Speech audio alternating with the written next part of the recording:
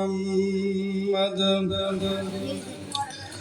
صلوا على محمد صلوا على صدر الأمين مصطفى ما جاء إلا رحمة للعالمين اللهم صل على سيدنا مولانا محمد وعلى آل سيدنا مولانا محمد لا إله إلا الله لا إله إلا الله لا إله إلا الله محمد رسول الله لا إله إلا الله لا إله إلا الله لا إله إلا الله محمد رسول الله لا إله إلا الله لا إله إلا الله لا إله إلا الله محمد رسول الله اللهم صل على سيدنا مولانا محمد وعلى آل سيدنا مولانا محمد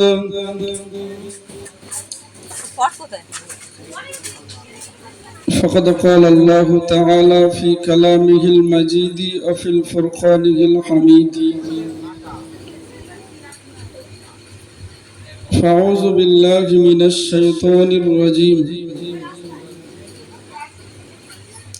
بسم الله الرحمن الرحيم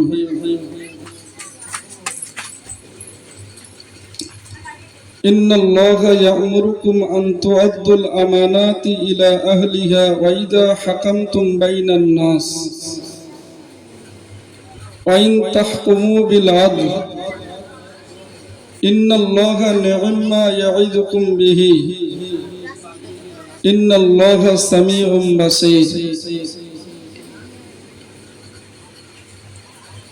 إلى آخر الآية وقال رسول الله صلى الله عليه وسلم آية المنافق ثلاث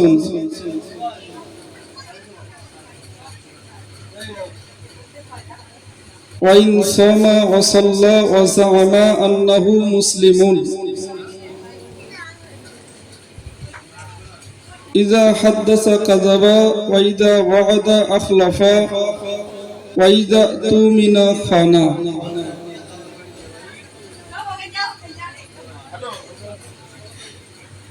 إلى آخر الحديث الشريف أو كما قال عليه الصلاة والسلام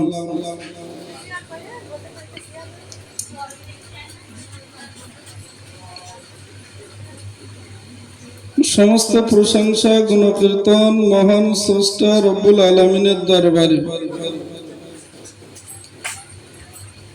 যিনি মহিয়ান গরিয়ান সর্বশক্তিমান সর্ব জায়গায় বিরাজমান।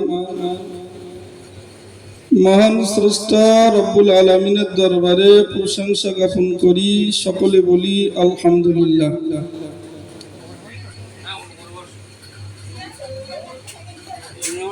তারপর পরে জানাই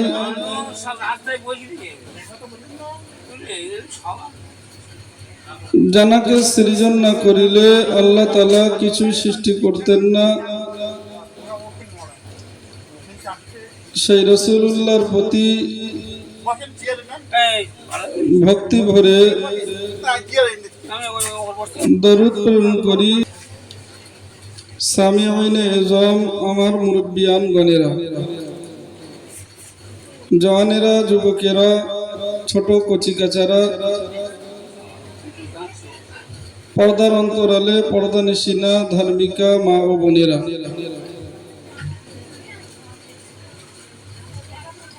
সকলকেরই আমার অন্তরের অন্তরস্থল থেকে সালাম ও মোবারকবাদ। বক্তব্য শুরুতে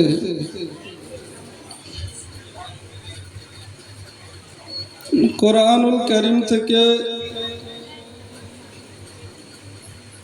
একটি আয়াত তেলাওয়াত করেছি, তার পাশাপাশি রাসূলুল্লাহ মুখ নিঃসৃত বাণী একটা হাদিসও আপনাদেরকে শুনিয়েছি। আল্লাহ চাইলে কোরআন ও হাদিসকে সম্মুখে রেখে ওই বিষয়ের উপরে কিছু বলার মন মানসিকতা নিয়ে মাইকে মুখ লাগিয়েছি। মহান আল্লাহ জানিয়েছেন যে ইন্নাল্লাহা ইয়া'মুরুকুম আন তু'আদ্দুল আমানাত ইলা আহলিহা। মহান আল্লাহ তোমাদেরকে নির্দেশ দিয়েছে যে তোমরা আমানতকে পূর্ণ করো।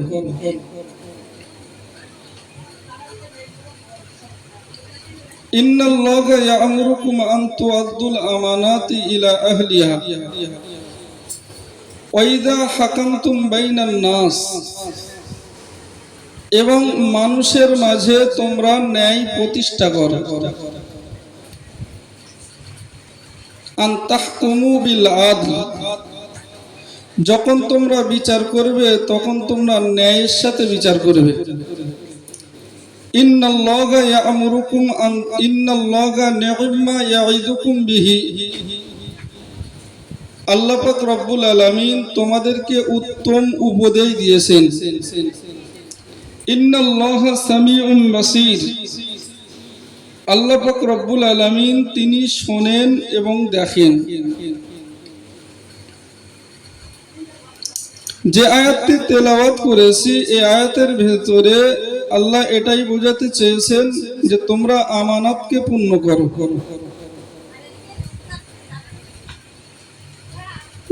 আমানত, পিতামাতার কাছে সন্তান আমানত, শিক্ষকের কাছে ছাত্র আমানত, মোতাওয়াল্লির কাছে মসজিদ আমানত, মুহতামিমের কাছে মাদ্রাসাটা আমানত, ধনী ব্যক্তির কাছে টাকা পয়সা করি এটা হলো আমানত, স্ত্রীর কাছে পর্দা করা এটা হলো আমানত। বিশেষত আয়াতের ভেতরে আল্লাহ আমানতকে ব্যাপকভাবে গুরুত্ব দিতে বলেছেন, এবং যখন তোমরা বিচার করবে ন্যায়ের সাথে, নিষ্ঠার সাথে, একনিষ্ঠতার সাথে তোমরা সমাজের ন্যায় প্রতিষ্ঠা বিচার করো। আল্লাহ তোমাদেরকে উত্তম উপদেশ দিয়েছেন।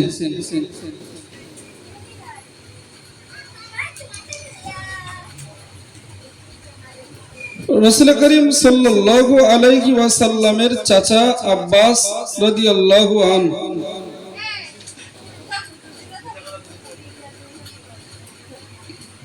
জমজমের পানি বন্টন করার দায়িত্ব ছিল।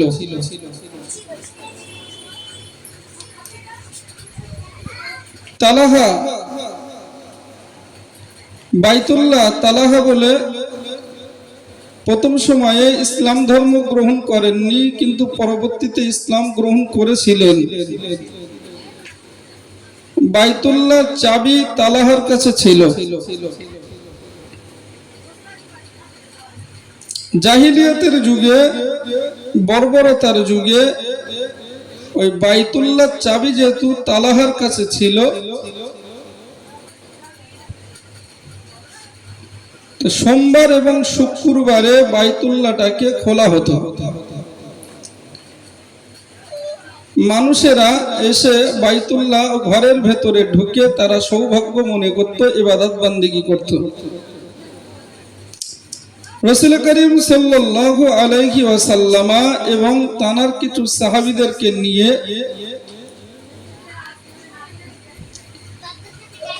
বাইতুল্লাহর ভেতরে ঢোকার জন্য আসলেন। তালহা সেই সময় রাসূলুল্লাহর সাথে ধৃষ্টতাপূর্ণ আচরণ করলেন, অসম্মানিত করলেন, খারাপ আচরণ করলেন। রাসূল করিম সাল্লাল্লাহু আলাইহি ওয়াসাল্লাম তিনি ধৈর্য ধরে বললেন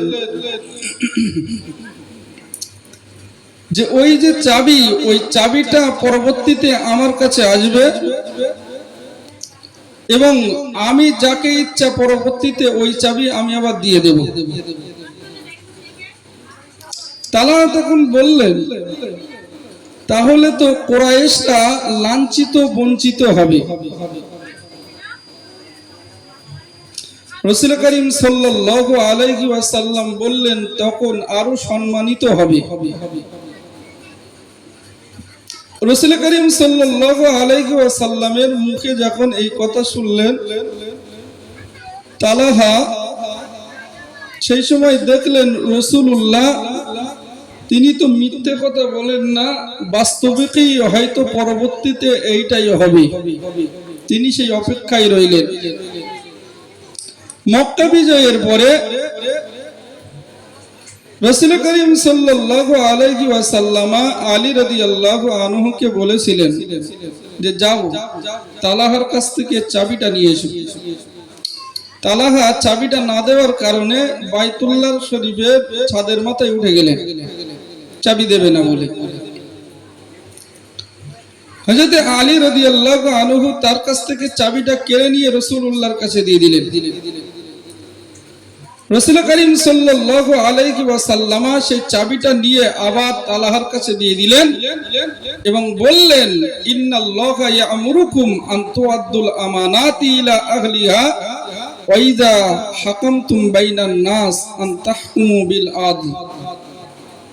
এই আয়াতটি সেই সময় তেলাওয়াত করতে লাগলেন, তোমার কাছে এই চাবিটা হলো আমানত। তালহা ঈমানের কলেমা পড়ে, ইসলামের কলেমা পড়ে সঙ্গে সঙ্গে ইসলামের ভেতরে চলে আসলো।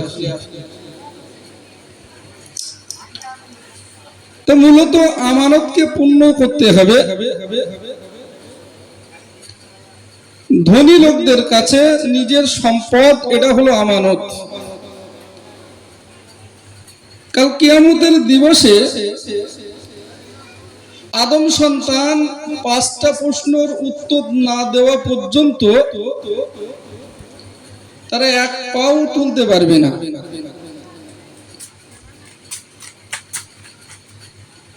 তার মধ্যে একটা প্রশ্ন হলো যে তুমি সম্পদ কোন পথে উপার্জন করেছো এবং সেই সম্পত্তি তুমি কোন পথে তুমি খরচ করেছো। আচ্ছা, সম্পদ তো মানুষের কাছে আমানত। যে সম্পদ উপার্জনের জন্য মানুষ চেষ্টা করে, প্রচন্ড হারে চেষ্টা করে, নিজের শক্তি নিজের বুদ্ধিকে কাজে লাগায়, নিজের হাড় ভাঙা খাটেনি খেটে সম্পদকে উপার্জন করে, সেই সম্পদ হলো আমাদের কাছে আমানত।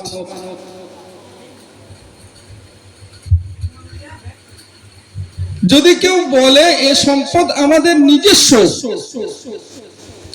ওটা তার নিজস্ব সম্পদ নয়, ওটা হলো শিরকি মতবাদ। আর ও কথাগুলো কারুনের কথা। যেহেতু কারুনকে বলা হলো অবতাগি ফিমা আতাকাল্লাহু দারাল আখিরাতা, আল্লাহ তোমাকে যা কিছু দিয়েছেন তুমি পরকালকে অনুসন্ধান করো। ওয়ালা তানসা নাসিবাকা মিনাদ দুনিয়া, এবং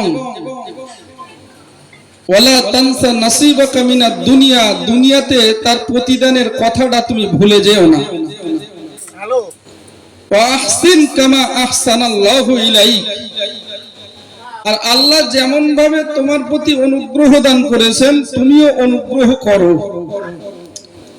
ওয়ালা তাবগিল ফাসাদা ফিল আরদ ইন্নাল্লাহা লা ইউহিব্বুল মুফসিদিন, এবং তুমি জমিনে দাম্ভিকতা সৃষ্টি করো না, তুমি জমিনে ফিতনা ফাসাদ তৈরি করো না, যেহেতু আল্লাহ ফিতনা ফাসাদ তৈরিকারীকে আল্লাহ পছন্দ করেন না। তাহলে কারুনকে বলা হয়েছিল তোমার কাছে যে সম্পদটা দেওয়া হয়েছে ওই সম্পদের ব্যাপারে তুমি পরকালকে অন্বেষণ করো। ওয়ালা তানসা নাসিবাকা মিনাদ দুনিয়া, তুমি দুনিয়ার প্রতিদান কে তুমি ভুলে যেও না। আল্লাহ তোমাকে যে সম্পদ দিয়েছেন আল্লাহকে তুমি ভুলে যেও না। ওয়া আহসিন কামা আহসানাল্লাহু ইলাইক, আর যেমন ভাবে আল্লাহ তোমার প্রতি অনুগ্রহ দিয়েছেন তুমিও তেমন ভাবে অনুগ্রহ করো। ওয়ালা তাবগিল ফাসাদা ফিল আরদ, আর তুমি জমিনে তুমি ফিতনা ফাসাদ তৈরি করো না। ইন্নাল্লাহা লা ইউহিব্বুল মুফসিদিন, অবশ্যই আল্লাহ ফিতনা ফাসাদ তৈরিকারীকে পছন্দ করেন না। তাহলে সম্পদ আমাদের কাছে আমানত, সম্পদের আমানতকে আমাদের পূর্ণ করতে হবে। কারণ সেই সময় বলেছিল ক্বালা ইন্নামা উতিতুহু আলা ইলমিন ইনদি, সেই সময় কারণ বলেছিল এই সম্পদ যা কিছু জোগাড় হয়েছে সেগুলো আমার নিজের জ্ঞানে জোগাড় হয়েছে। তাহলে কারণ ওই কথাই বলেছিল যে যা কিছু আমি সম্পদ জোগাড় করেছি সব নিজে কামাই করেছি, যে আল্লাহ আমাকে দিয়েছেন ওর পূর্ণতা ওর আমানতটা পূর্ণ করতে হবে, এটা নয় কারণের, এটা হলো কারণের মতবাদ, পূর্ণ না করাটা। হযরতে মুসা আলাইহিস সালাতু ওয়াস সালাম ঈদের দিনেতে বা এর আগেও বলেছিল তুমি তোমার সম্পদের 1001 টাকা করে যাকাত দাও। মুসা আলাইহিস সালাতু ওয়াস সালামের বলাটা কারণ দেখলো যে এটা তো ভালো মনে করা গেল না, সব সময় সম্পদের যাকাত দেওয়ার কথা বলে, অতএব এই সহ্য করাটা সম্ভবপর হচ্ছে না। সেই সময় কি করলেন, একটা মহিলার সাথে চক্রান্ত করলেন যে মুসা আলাইহিস সালাতু ওয়াস সালামের ব্যাপারে তুমি বলবে যে মুসা আলাইহিস সালাম আমার সাথে জিনা ব্যভিচার করেছে।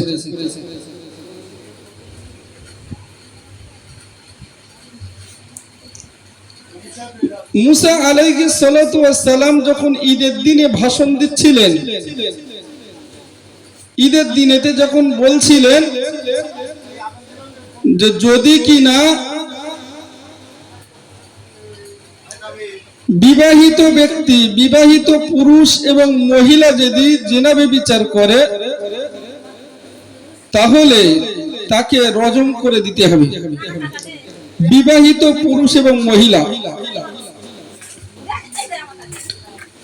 হযরত মুসা আলাইহিস সালাতু ওয়াস সালাম ঈদের দিনে যখন ভাষণ দিচ্ছিলেন যে যদি কিনা বিবাহিত পুরুষ এবং বিবাহিতা মহিলা যদি ব্যভিচার করে, জিনা করে, সেই বিবাহিত পুরুষ এবং মহিলা যদি জিনা ব্যভিচার করে তাহলে তাকে পাথর নিক্ষেপ করে তাকে রজম করে দেওয়া দরকার। এবং মুসা আলাইহিস সালাতু ওয়াস সালাম আরো বলছিলেন যদি অবিবাহিত বা অবিবাহিতা পুরুষ এবং মহিলা যদি জিনা ব্যভিচার করে তাহলে তাকে 100 বেত্রাঘাত করা দরকার। হযরত মুসা আলাইহিস সালাতু ওয়াস সালাম যখন এই কথা বললেন, কারণ এদিকে যে মহিলাটিকে ঠিক করে রেখেছিল সেই মহিলাটিকে নিয়ে আসলো এবং কারণ মুসা আলাইহিস সালাতু ওয়াস সালামকে বললেন, মুসা তুমি যে কথাটি বলছো, তুমি যে কথাটি যে ভাষণখানা দিচ্ছ সম্প্রদায়ের মাঝে, এই ভাষণটা কি শুধু সম্প্রদায়ের মানুষের জন্য না তোমার জন্য? মুসা আলাইহিস সালাতু ওয়াস সালাম বলেছিলেন যে ভাষণটা এর উপদেশটা সকলের জন্য, যদি আমিও যদি এমনটা করি আমার ক্ষেত্রেও এমনটা হবে। কারণ সেই সময় বলেছিল যে এই মহিলাটি বলছে তুমি নাকি এই মহিলার সাথে জিনা ব্যভিচার করেছো।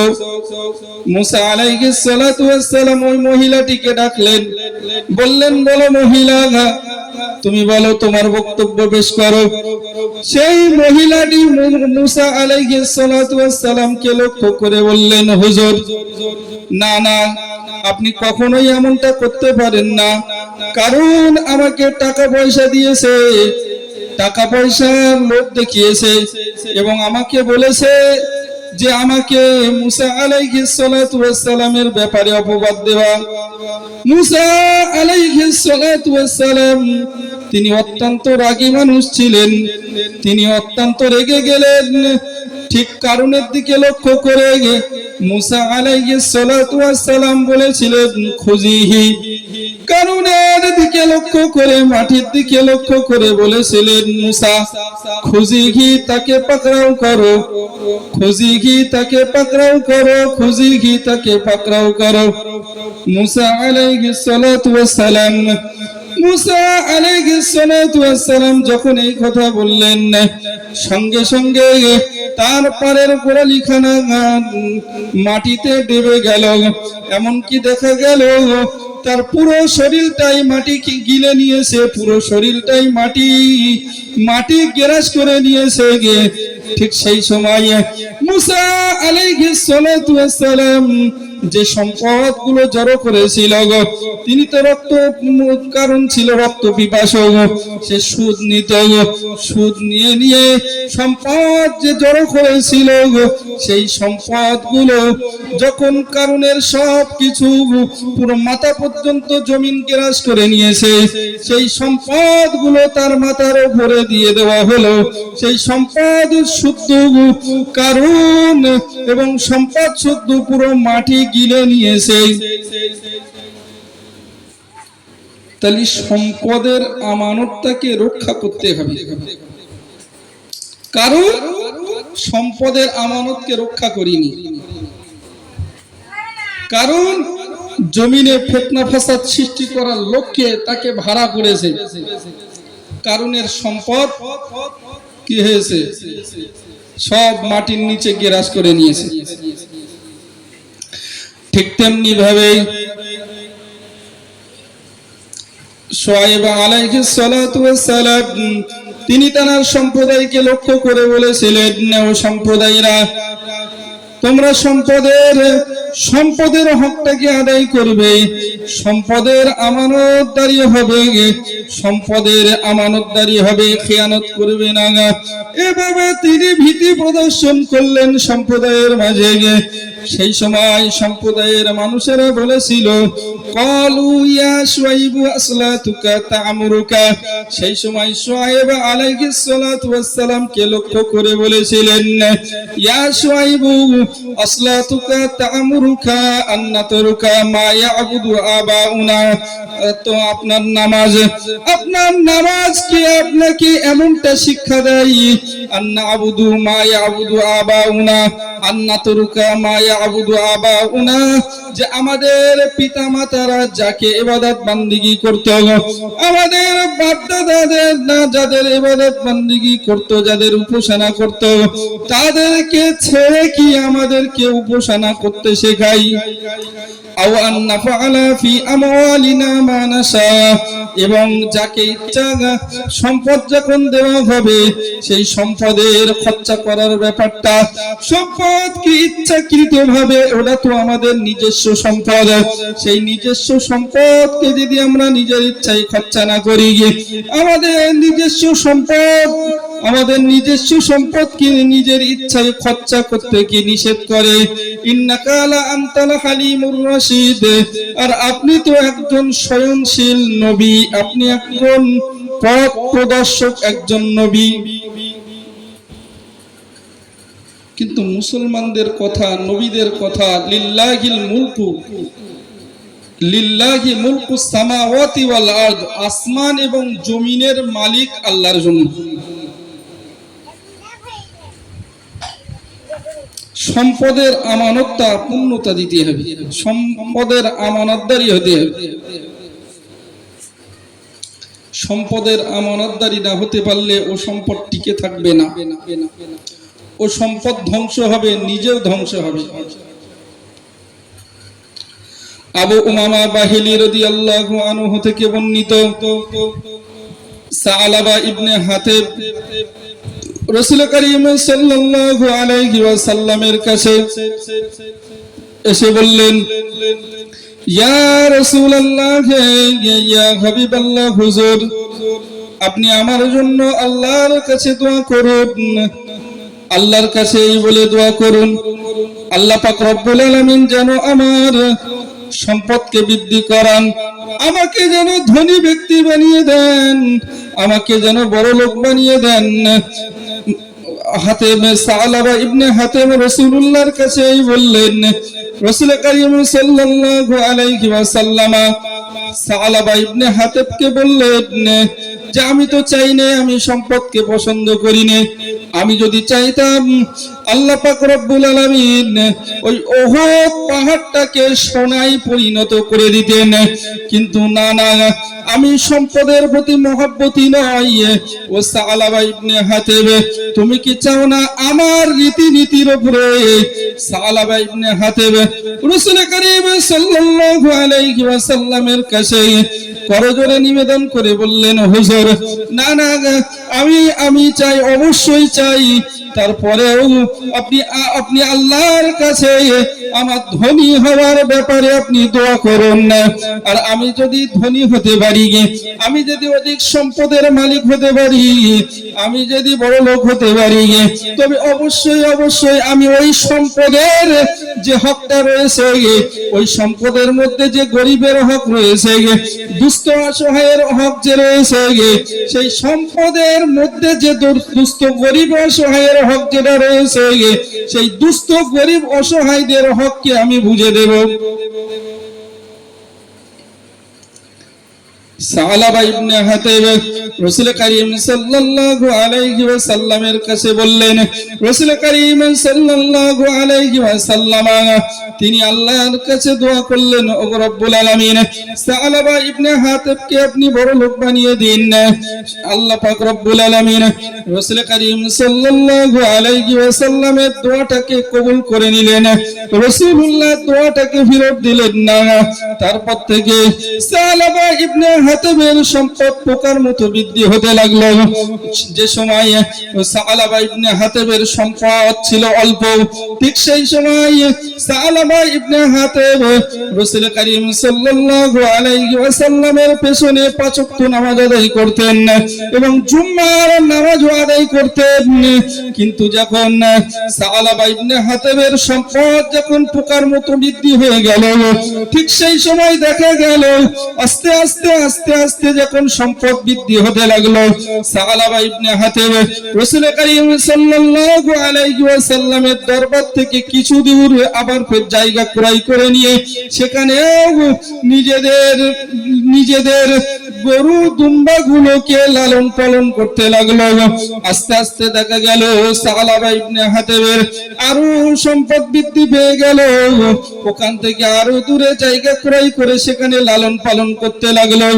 সাআলাবা ইবনে হাতিব প্রথম সময়ে রাসূল করিম সাল্লাল্লাহু আলাইহি ওয়াসাল্লামের পিছনে নামাজ পড়তেন, কিন্তু দেখা গেল পরিশেষে সাআলাবা ইবনে হাতিব যখন সম্পদ বৃদ্ধি পেয়ে গেল, ঠিক সেই সময় রাসূলুল্লাহর পেছনে নামাজ পড়া থেকে বিরত থেকে গেল।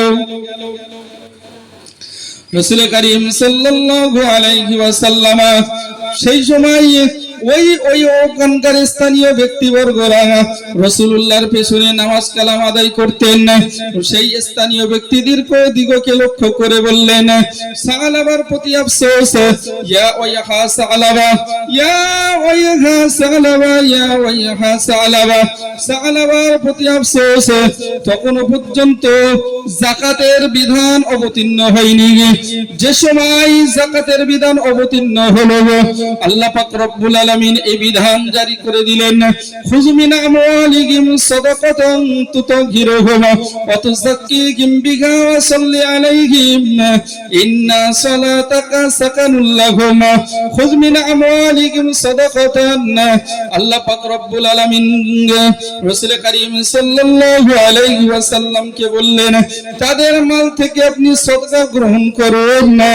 খুয মিন আমওয়ালিহিম সাদাকাতান তুতাহহিরুহুম ওয়া তুযাক্কিহিম বিহা, এবং আপনি তাদেরকে পবিত্র করুন, তাদের সম্পদকে পবিত্র করুন। ওয়া সাল্লি আলাইহিম ইন্না সালাতাকা সাকানুল লাহুম, আর আপনি তাদের জন্য দোয়া করুন, আপনার দোয়া তাদের জন্য শান্তির কারণ হবে। যখন আল্লাহ পাক রব্বুল আলামিন রাসূলুল্লাহর কাছে বিধান জারি করে দিলেন, রাসূল করিম সাল্লাল্লাহু আলাইহি ওয়াসাল্লাম সেই সময় সেই সালাবা ইবনে হাতেবের সম্পদ অধিক পরিমাণে বৃদ্ধি পেয়ে গেল। সালাবা ইবনে হাতেব রাসূল করিম সাল্লাল্লাহু আলাইহি ওয়াসাল্লামের দরবারে এসে যে ওয়াদা, যে অঙ্গীকারবদ্ধ হয়েছিলেন যে আল্লাহ পাক রব্বুল আলামিন যদি আমার সম্পদ যদি দেয়, এর হককে দুস্থ অসহায় গরিবদের প্রতি এই সম্পদের যে হক রয়েছে সেই হককে সঠিকভাবে বুঝে দেব। যখন এই আয়াত বিধান চালু হয়ে গেল, রাসূল করিম সাল্লাল্লাহু আলাইহি ওয়াসাল্লাম সেই সময় কিছু ব্যক্তিবর্গ দিগকে কিছু ফরমান দিয়ে যাকাতের বিধান, যাকাতের ব্যাপারে যে আয়াত অবতীর্ণ হয়েছে, রাসূল করিম সাল্লাল্লাহু আলাইহি ওয়াসাল্লাম তাদের কাছে লিখিত ফরমান দিয়ে সালাবা ইবনে হাতেমের কাছে পাঠিয়ে দিলেন। সালাবা ইবনে হাতেমের কাছে গিয়ে বললেন, তোমার সম্পদ তো বৃদ্ধি হয়ে গেছে, তুমি সম্পদের যাকাত দাও, তুমি সম্পদের ব্যাপারে তুমি যে ওয়াদা করেছিলে দুস্থ অসহায় গরিবদের কাছে তুমি দেবে, আজকে তুমি সেই সম্পদের হককে আদায় করো। সেই সময় সালাবা সেই সময় বলেছিল, না না না, এ তো এক প্রকারের, এটা তো জিজিয়া কর। সালাবা ইবনে হাতেব দিতে অস্বীকার করল। সালাবা ইবনে হাতেবের ব্যাপারে কোরআনের আয়াত অবতীর্ণ হলো, ওমিনহুম মান আহাদাল্লাহু লাইন আতানা মিন ফাদলিহি লানাসাদদাকান্না লানাকুনান্না মিনাস সালিহিন। যে সময় মানুষের মধ্য থেকে কেউ যখন বলে, আল্লাহ পাক রব্বুল আলামিন তুমি আমার সম্পদ দাও, সম্পদ যদি দাও, সেক্ষেত্রে সম্পদ দিলে ওই সম্পদের হক যে রয়েছে সেই সম্পদের হককে যথাযথভাবে আমি আদায় করব। লানাকুনান্না মিনাস সালিহিন, এবং সৎ লোকদের নেককার ব্যক্তিবর্গদের অন্তর্ভুক্ত হয়ে যাব। ফালাম্মা আতাহুম মিন ফাদলিহি বাখিলু বিহি ওয়া তাওয়াল্লাউ ওয়া হুম মুরিদুন। কিন্তু দেখা গেল তাদেরকে যখন সম্পদ দেওয়া হয়েছে, যখন আল্লাহর অনুগ্রহ থেকে দান করা হয়েছে, ঠিক সেই সময় কৃপণতা সৃষ্টি করল, মুখ ফিরিয়ে গেল, পৃষ্ঠ প্রদর্শন করে নিল। ফাআকাবাহুম নিফাকান ফি কুলুবিহিম ইলা ইয়াউমি ইয়ালকাউনাহু বিমা আখলাফুল্লাহা মা ওয়াদুহু ওয়া বিমা কানু ইয়াকযিবুন। তাদের অন্তরের মাঝে নেফাকি পয়দা করে নিয়েছে, তাদের অন্তরের মাঝে মুনাফিকি পয়দা করে নিয়েছে। ওরা ওই দিন পর্যন্ত ইলা ইয়াউমি ইয়ালকাউনাহু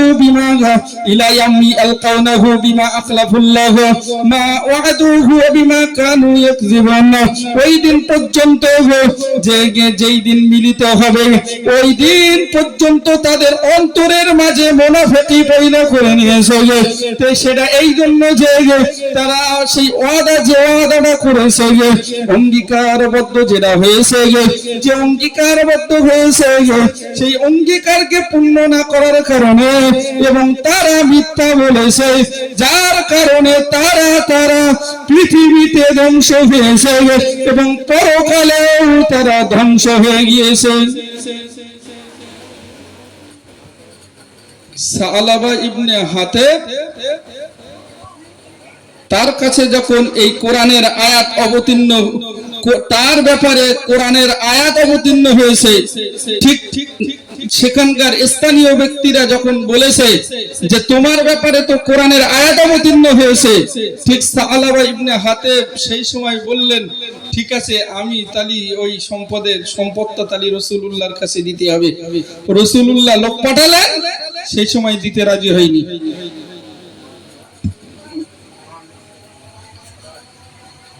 আজান হচ্ছে। হাতেব যখন জানতে পারলেন আমার ব্যাপারে রাসূলুল্লাহর কাছে কোরআনের আয়াত অবতীর্ণ হয়েছে, ঠিক সেই সময় সম্পদ নিয়ে রাসূলুল্লাহর কাছে গেলেন। রাসূল বললেন না, আর গ্রহণ করা হবে না। রাসূলুল্লাহ ইন্তেকালের পরে আবু বকর সিদ্দিক রাদিয়াল্লাহু আনহুর কাছে সম্পদ নিয়ে গেলেন। আবু বকর সিদ্দিক রাদিয়াল্লাহু আনহু বললেন, না, যে কাজটা রাসূলুল্লাহ করেননি সেটা আমি করতে পারবো না। আবু বকর সিদ্দিক রাদিয়াল্লাহু আনহু ইন্তেকাল করলেন। তারপরে ওমর ফারুকের জামানায় ওমর ফারুকের কাছে নিয়ে যাওয়া হলো সম্পদ। ওমর ফারুক বললেন, যেটা আবু বকর করেননি সেটা আমি পারবো না। ওসমানের জামানায় সালাবা ইবনে হাতেব ইন্তেকাল করলেন। আচ্ছা, এবারে একটু বলুন, সালাবা ইবনে হাতেব ওয়াদাবদ্ধ হয়েছিলেন, অঙ্গীকার করেছিলেন, আমি যদি বড়লোক হতে পারি, আমি যদি ধনী হতে পারি, এই সম্পদের হককে আমি পূর্ণ করব। সম্পদের যে দুস্থদের হক রয়েছে, গরিব অসহায়দের হক রয়েছে, সেই হকটাকে আমি পূর্ণ করব, এ কথা বলেছিলেন। কিন্তু সালাবা ইবনে হাতেব তার সম্পদ যখন পোকার মতো বৃদ্ধি পেতে লাগলো, তখন তার মনস্কামনা পেড়ে যেতে লাগলো।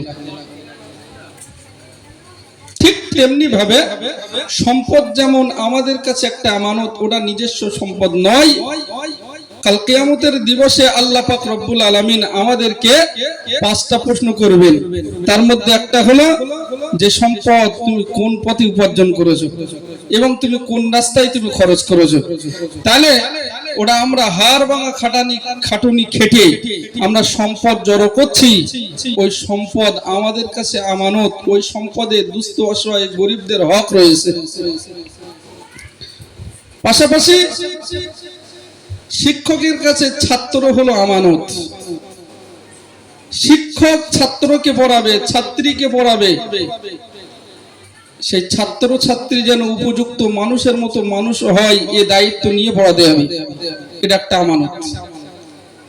ঠিক তেমনি পিতামাতার কাছে সন্তান হলো আমানত স্বরূপ। আমানত এত মারাত্মক জিনিস যে আমানতটা নিতে অস্বীকার করলেন।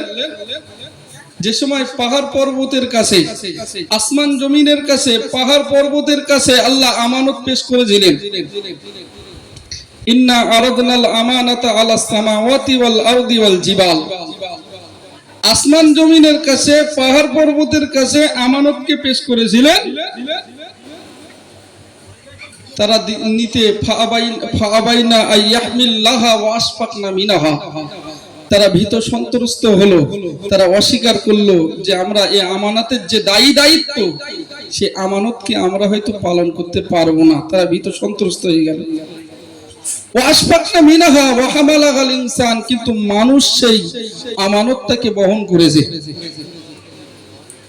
মানুষ সেই আমানতটাকে বহন করেছে।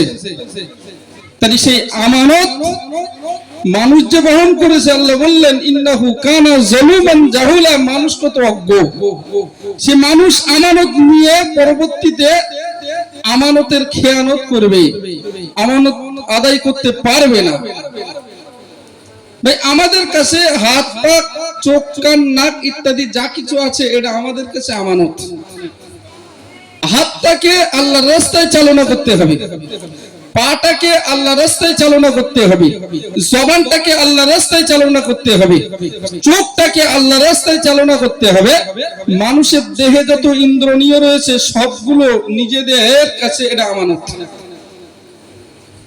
পিতামাতার কাছে সন্তান হলো আমানত। সন্তানকে মানুষের মতো মানুষ তৈরি করা, সন্তানকে ইলমে দ্বীন শিক্ষা দেওয়া,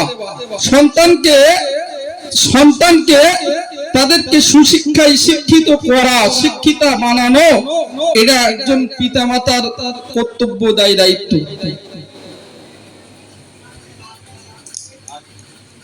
মহান আল্লাহ জানিয়েছেন, ইয়া আইয়ুহাল্লাযীনা আমানু কু আনফুসাকুম ওয়া আহলিকুম নারা ওয়াকুদুহান নাস ওয়াল হিজারা।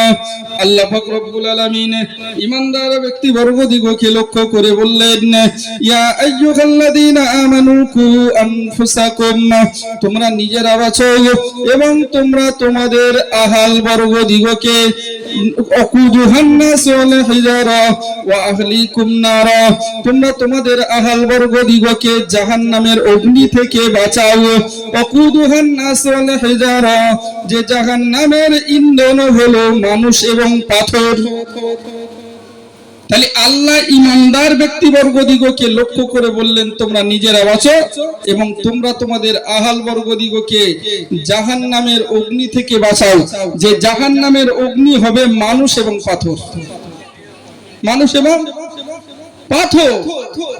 তাহলে মানুষ এবং পাথর, মানুষকে তো শ্রেষ্ঠ মখলুকাত করে আল্লাহ বানিয়েছেন, সৃষ্টির শ্রেষ্ঠ মহামানব।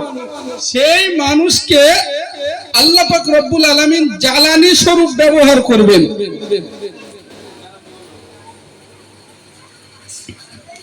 তোমরা নিজেরা বাঁচো, তোমাদের আহাল বর্গদিগকে জাহান্নামের অগ্নি থেকে বাঁচাও।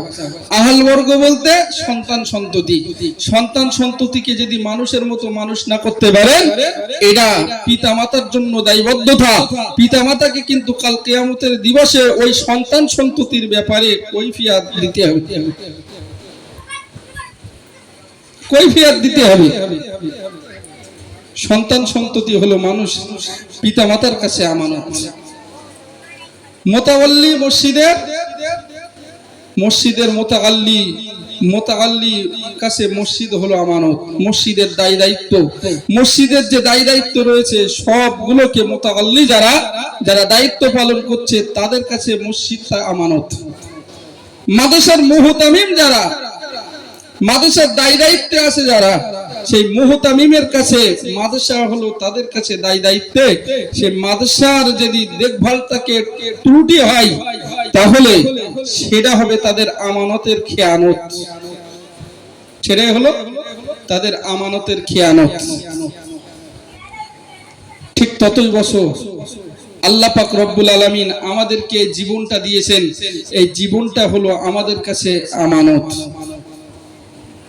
আমাদের কারোর 60, কারোর 70, কারোর 80, কারোর 90, কারোর 100, এই যা আল্লাহ বয়স দিয়েছেন সেই বয়স আমাদের কাছে একটা আমানত।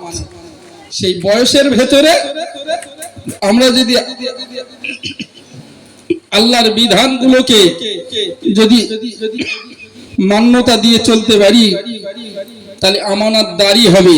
আর যদি সেই আল্লাহর বিধানগুলোকে মান্যতা দিয়ে না চলতে পারি তাহলে আমানতের খেয়ানত করার জন্য আল্লাহ তাআলা ধ্বংস করবেন।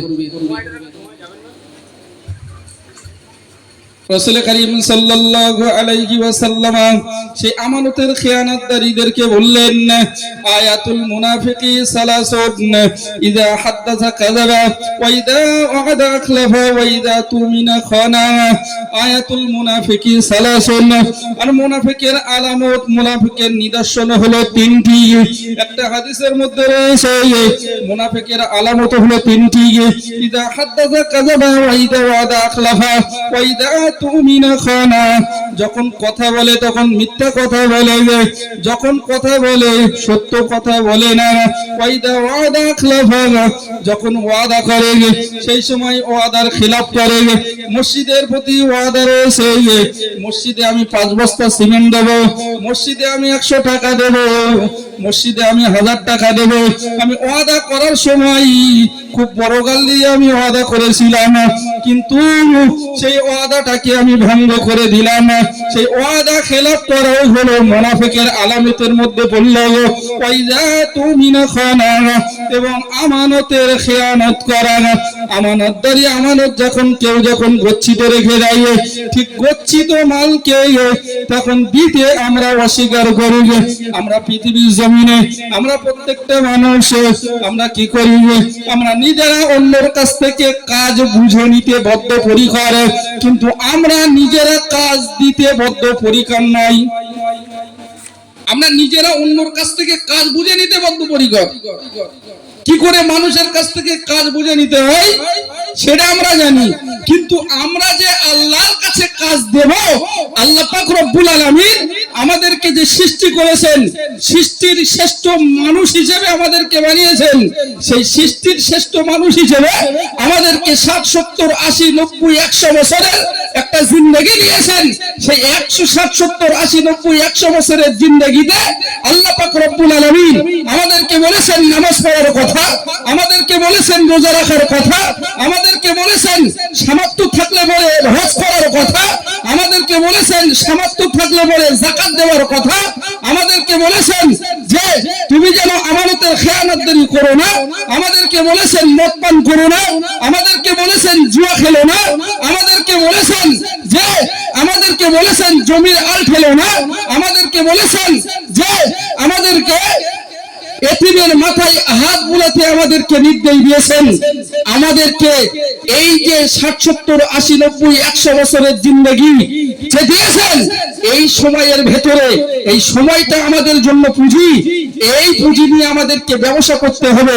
সেই ব্যবসায় আমরা কতটা লাভজনক এই পর্যন্ত হতে পেরেছি নিজেরা যদি শুয়ে পড়ে নিজেদের অন্তরের কাছে জিজ্ঞাসাবাদ করি, অবশ্যই অন্তর বলে দেবে যে তুমি কতটা সঠিক রাস্তায় তুমি চলতে পারছো, কতটা তুমি বিধানের উপরে, আল্লাহর বিধানের উপরে চলতে পারছো। নিশ্চিত বাবু, আমি প্রত্যেকের কাছে নিবেদন করব যে আমাদের সময়টাকে মূল্যায়ন করতে হবে, আল্লাহর বিধানগুলোকে মান্যতা দিতে হবে, আল্লাহর যে কোনো নিষেধগুলো সেই নিষেধগুলোকে আমাদের নিজের জীবন থেকে ছেড়ে চলতে হবে। তারপরে আমাদের নিজেদের সার্থকতা আর আমরা আমানতদারি সেই সময় হতে পারবো নিজেদের জীবনের উপরে। তা না হলে আয়াতুল মুনাফিকি সালাস, ইদা হাদাসা কাযাবা ওয়া ইদা ওয়াদা আখলাফা ওয়া ইদা তুমিনা খানা। আমানতের খেয়ানত করলে কিন্তু মুনাফিকের মধ্যে গণ্য হবে। আর মুনাফিকের আবাসস্থল কোথায়? আল্লাহ পাক রব্বুল আলামিন পবিত্র কালামুল্লাহ শরীফের মধ্যে বললেন ইন্নাল মুনাফিকিনা ফিদ দারকিল আসফালি মিনান নার। আর মুনাফিকের আবাসস্থল হলো জাহান্নামের সর্বনিম্ন যে জাহান্নামা হাবিয়া রয়েছে, সেই সর্বনিম্ন হাবিয়া দোজখে সেই আমানতের খেয়ানত করলে পরে তথা মুনাফিকদের জন্য আবাসস্থল হলো জাহান্নামের সর্বনিম্ন স্থানে। এবার আপনি কি করে ঠকাবেন? অতএব সময় হয়ে গিয়েছে, আমি আমার বক্তব্য এখানে ইতি টানবো। তার আগে আমি আমার নিজের বক্তব্য আমি এটাই ফুটিয়ে তুলতে চেয়েছি যে আল্লাহ পাক রব্বুল আলামিন আমাদের জীবনটাকে আমানত স্বরূপ দিয়েছেন, সেই আমানতের খেয়ানত করলে হবে না। শিক্ষকের কাছে ছাত্র যেমন আমানত, ছাত্র শিক্ষকের কাছে ছাত্র যেমন আমানত, ঠিক পিতামাতার কাছে সন্তান সন্ততি তেমনটাই আমানত। ধনী লোকের কাছে অর্থ সম্পদ এরা তেমন আমানত। ঠিক সেই আমানতের পূর্ণতা আদায় করতে হবে। আর সেই আমানতের পূর্ণতা না আদায় করলে পরে আল্লাহ পাক রব্বুল আলামিন আমাদেরকে দুনিয়াতে এবং পরকালে ধ্বংস করবেন। আল্লাহ পাক রব্বুল আলামিন যা কিছু শোনালেন তার চেয়ে বেশি বেশি আমলে জিন্দেগি করার তৌফিক দেন। আখির দাওয়ানা আনিল হামদুলিল্লাহি রাব্বিল আলামিন। আসসালামু আলাইকুম।